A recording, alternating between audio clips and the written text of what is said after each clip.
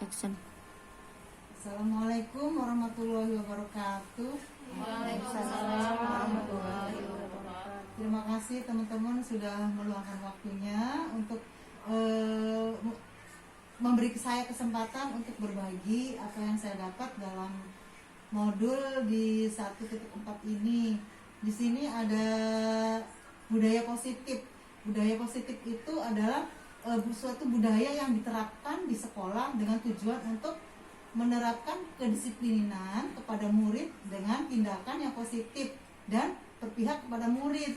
Artinya berpihak kepada murid, kita nggak menang sendiri gitu. Misalnya ada anak terlambat, kita tanya baik-baik apa penyebabnya, apa masalahnya. Jadi nggak semata-mata kok terlambat dulu sih, kenapa sih, kita nggak mau tahu alasan mereka. Jadi kita dengarkan dulu alasannya. Atau di rumahnya sedang umpamanya lagi pergi, atau memang bangunnya kesiangan, atau memang tidurnya kemalaman, apa penyebabnya. Jadi di situ. Dan selanjutnya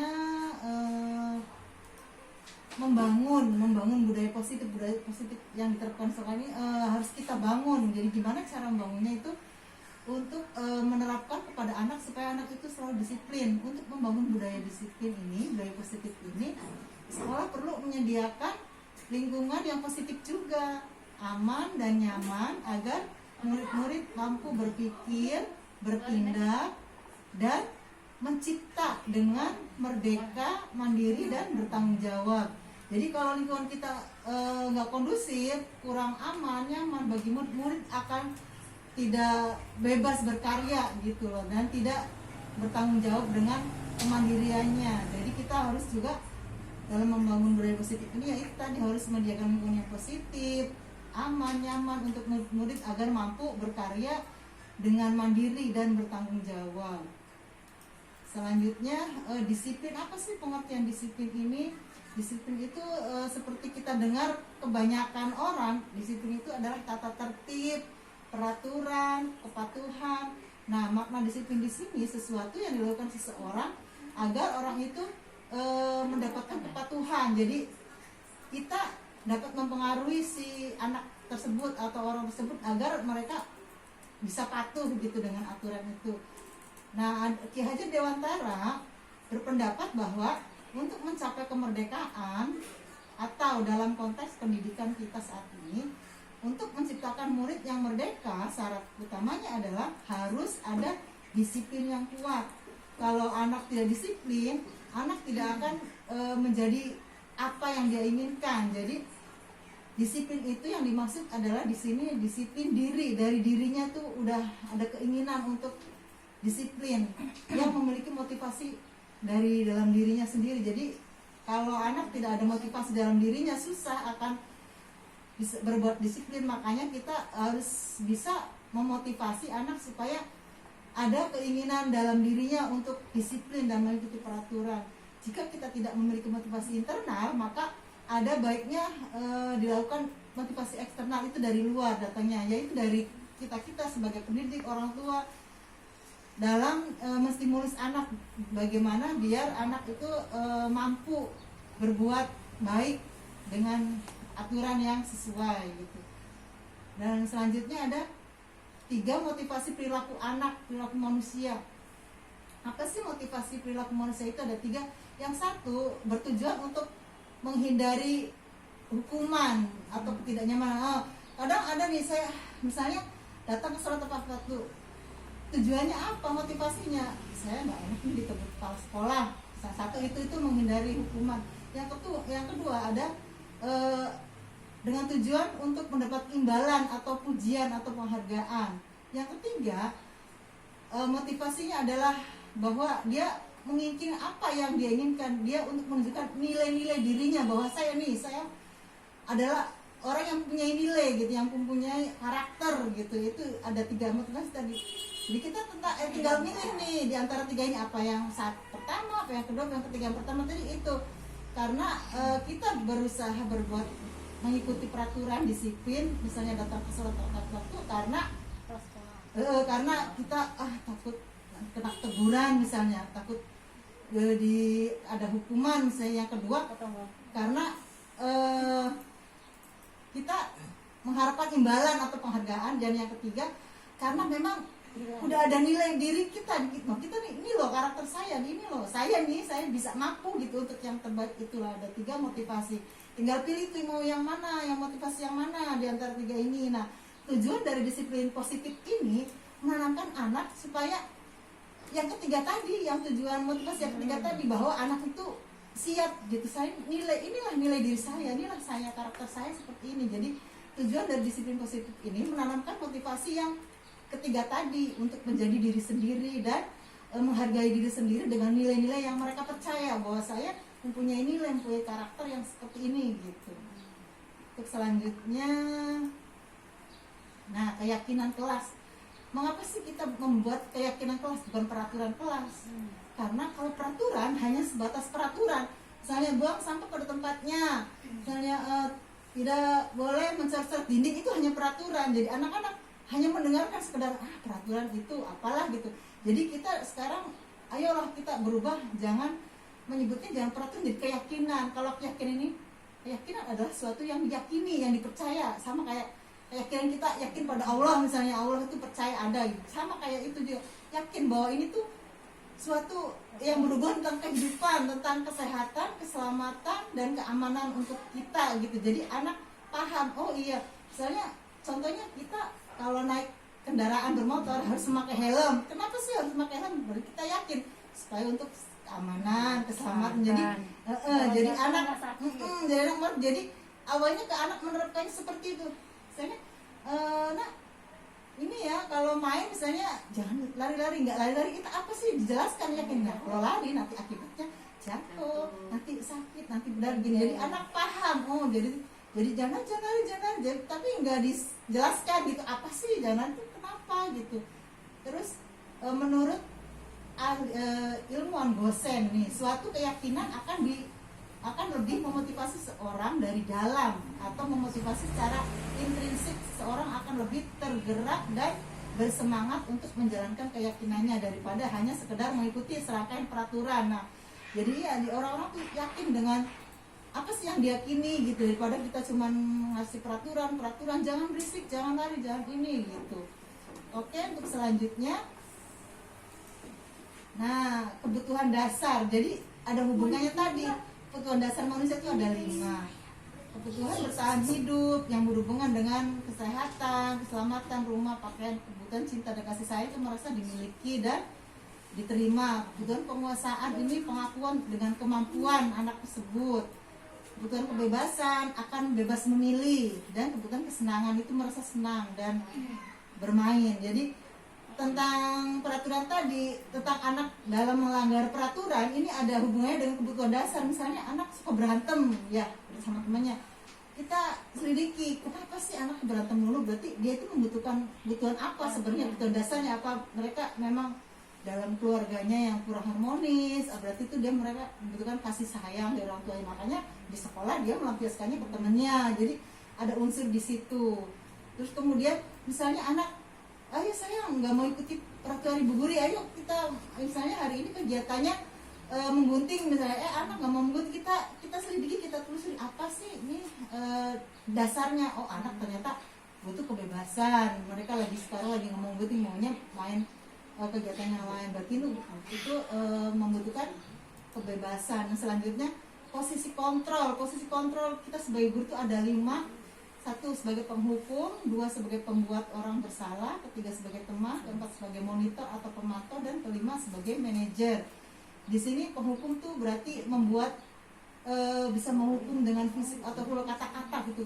Awas ya kalau nggak ikutin ibu guru misalnya, itu yang salah sebagai penghukum.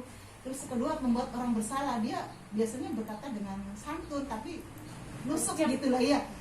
Ibu sangat kecewa loh dengan kamu, apa sih yang kamu gitu. Itu di situ kata-katanya seperti ini. Itu sebagai pembuat orang bersalah, merasa bersalah. Oh, ibu sangat kecewa dengan kamu kok ini sih gitu. Itu nggak baik juga dikatakan. Dan kedua, yang ketiga sebagai teman itu lebih dari kayak teman lah dia posisinya.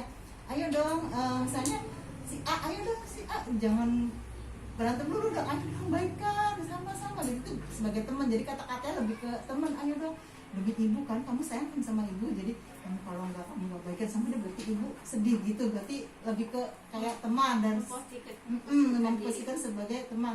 Nah, monitor atau pemantau ini berarti dia sebagai pemantau, dia mengawasi ini bagaimana nih tingkah lakunya anak hari ini gitu misalnya.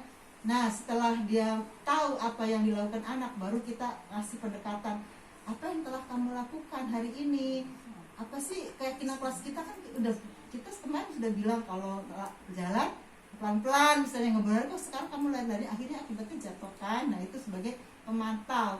Nah, sebagai manajer ini yang paling bagus, yang paling kerennya sebagai manajer ini manajer perusahaan sama ya, jadi dia ke anak buahnya juga kan mempunyai kebijakan, jadi pemurid itu lebih kayak memberi motivasi, mendukung. Misalnya ada anak berbuat salah, nggak apa-apa kok, semua orang pasti mengalami berbuat salah, kamu hari ini nggak apa-apa berusaha, tapi besok kamu bisa lebih baik lagi, kamu bisa memperbaiki. Sekarang ayo kita bagaimana caranya kamu bisa memperbaiki kelakuan kamu hari ini misalnya, itu sebagai manajer gitu. Jadi itulah posisi yang paling bagusnya kita bisa, kalau bisa selalu memposisikan kita sebagai manajer untuk anak-anak. Selanjutnya itu ada restitusi. Restitusi ini sebuah cara untuk anak dalam belajar dari kesalahan mereka untuk memperbaiki kesalahannya. Restitusi adalah proses menciptakan kondisi bagi murid untuk memperbaiki kesalahan bagi mereka sehingga mereka bisa kembali pada kelompok mereka dengan karakter yang lebih kuat. Artinya misalnya dia berbuat salah nih, merasa dikucilkan dari kelompoknya, misalnya kamu mah tadi galak, misalnya kamu tadi rebutin mainan aku, udah sana kamu janji anak-anak nggak boleh temenin gitu banyak. Bagaimana kita cara menangani anak ini supaya dia tahu kesalahannya, apa yang diperbaikinya, besok lagi dia karakternya lebih kuat lagi, lebih sayang teman lagi, dan dia bisa berbuat lebih baik dan akhirnya diterima di kelompok lagi, teman-teman mau berbalik lagi berteman sama dia. Jadi restitusi ini adalah kayak sebuah media atau sebagai umpan balik mereka bahwa dia tuh tahu kesalahannya di mana dan bagaimana cara memperbaikinya. Ini restitusi, memperbaiki kesalahannya untuk berbuat lebih baik lagi ke depannya. Nah, selanjutnya ciri-ciri restitusi yang beda dari konsep disiplin yang lainnya itu bahwa restitusi bukan menebus kesalahan, namun untuk belajar dari kesalahan. Jadi bukan kamu setelah memecahkan piring, kamu harus ganti dengan piring baru, bukan begitu. Jadi bagaimana caranya belajar, dia berbuat memperbaiki, belajar di kesalahannya. Oh, aku tadi jatuh bawa piring gak hati-hati, karena gak hati-hati jadi jatuh, berarti besok kita harus lebih hati-hati lagi tuh. Jadi cara bukan kamu harus ganti piring lagi loh, nggak begitu. Nah, selanjutnya ya restitusi memperbaiki hubungan. Berarti tadinya kan misalnya anak antara A sama B nih berantem, terus berantem nggak bertemanan. Nah, bagaimana caranya dia mampu meminta maaf dan saling memaafkan, jadi bisa hubungannya bisa baik lagi. Dan selanjutnya restitusi fokus pada karakter bukan tindakan, jadi lebih ke karakter dia. Jadi bukan karena kesalahannya, di kamu telah salah memecahkan piring, jadi nggak fokus ke kesalahannya dia, tapi ke karakternya, muat karakternya, bagaimana dia harus berbuat lebih baik lagi. Restitusi adalah tawaran bukan paksaan. Jadi kita menawarkan pada anak, bukan dipaksa harus begini loh, kamu berjanji besok nggak boleh ngulangin lagi, jadi nggak harus begitu. Jadi kita kasih tawaran, kamu tadi sudah berbuat apa? Iya bu, saya sudah berbuat salah, saya sudah memecahkan piring nih. Oh iya, berarti besok kamu maunya gimana? Saya harus hati-hati lagi bu bawa piringnya. Jadi itu di situ, bukan karena kamu nggak boleh lagi pegang piringnya gitu. Jadi itu namanya paksaan, jadi nggak boleh juga. Selanjutnya restitusi menuntun anak untuk melihat ke dalam diri. Jadi dalam diri kamu tuh siapa, kamu tuh maunya gimana, keyakinan kamu apa gitu. Misalnya saya yakin kalau saya ini bisa misalnya bawa piring nih, ya berarti lakukanlah kalau memang bisa, dan harus lebih hati-hati lagi. Itu satu contoh kecilnya seperti itu. Selanjutnya restitusi mencari kebutuhan dasar yang mendasari tindakan yang seperti tadi, kebutuhan kasih sayang, kebebasan, itu ada di situ juga. Kalau misalnya anaknya memang suka berantem di sekolah, berarti kebutuhan dasarnya mungkin dia kurang perhatian dan kasih sayang dari orang tuanya. Selanjutnya restitusi adalah dari cara yang paling baik. Cara yang paling baik berarti maksudnya di sini cara yang paling baik kayak mediasi gitu, ibaratnya jadi jangan cari jalan keluar yang terbaiknya. Kamu sudah melakukan kesalahan, oke baiklah, besok kamu maunya gimana, apa yang akan kamu lakukan. Misalnya aku mau minta maaf sama dia, Bu, iya untuk selanjutnya saya akan berjanji misalnya besok akan lebih baik lagi. Itu ciri-ciri restitusi. Dan selanjutnya restitusi ini yang terakhir, ada segitiga restitusi namanya. Jadi ada yang pertama, menstabilkan identitas. Ini bertujuan bahwa anak, semua orang pasti berbuat salah dan bukan harus benar selamanya. Boleh berbuat salah, tapi bagaimana cara memperbaiki kesalahan itu. Gak apa-apa, semua orang bisa berbuat salah, semua orang pernah berbuat salah. Yang penting kamu bagaimana selanjutnya bisa memperbaiki kesalahan dari yang sudah pernah dilakukan. Selanjutnya validasi tindakan. Validasi tindakan ini mempunyai alasan. Apa sih kamu, alasannya apa? Kamu misalnya kamu berantem tadi sama teman kamu, alasannya apa? Karena apa? Karena misalnya mau pengen mainan yang itu, misalnya nggak bisa, itu berarti kita harus selidiki juga kenapa dia pengen mainan yang itu gitu. Selanjutnya menanyakan keyakinan. Pada dasarnya kita melakukan tindakan yang positif karena memotivasi secara internal. Ketika identitas sukses telah dilakukan, misalnya kita sudah ngasih tahu pengertian kepada anak, nggak apa-apa, semua orang pasti berbuat salah, yang penting kita belajar dari kesalahan itu gimana caranya memperbaiki. Dan selanjutnya nggak apa-apa kamu berbuat salah, tapi kamu harus punya alasan. Kayak kemarin tuh Asila, kenapa kamu terlambat, kamu harus ada alasan. Dia menjawab sih sebenarnya alasannya begini Bu, karena bangun nggak langsung mandi, dia habis bangun tidur langsung main HP dulu. Kata, oh berarti itu kan penyebabnya, kenapa kamu main HP terus.